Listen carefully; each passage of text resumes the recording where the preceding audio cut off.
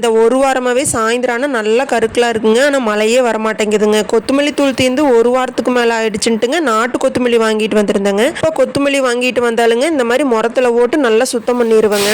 கிராமத்துலலாம் எல்லார் வீட்லேயும் பார்த்தீங்கன்னா இந்த மாதிரி முறை வச்சுருப்பாங்க. பயிரெல்லாமே சுத்தம் பண்ணுறதுக்காக இதை யூஸ் பண்ணுவாங்க. வேப்பிலையும் நல்லா உருவி போட்டுங்க அதையும் நல்லா வெயிலில் காய வச்சலான்ட்டு எடுத்து வச்சிட்டேங்க. மாதம் ஆச்சுங்க. சுடி மெட்டீரியல் வாங்கிட்டு வந்து வெளியில் போகிற சோழியே கரெக்டாக இருக்குங்க. தைக்கவே முடியல. 4 ப்ளவுஸ் கட் பண்ணி வச்சிருக்கிறேங்க. அதை எப்போ தைக்க போகிறேன்னு தெரியலைங்க. சுடிதாரோட சால் அழகா இருக்குன்னு சொல்லிட்டு இந்த சுடிதார் வாங்கிட்டு வந்திருந்தேங்க. பாக்குறதுக்கு கலரும் அழகா இருந்ததுங்க.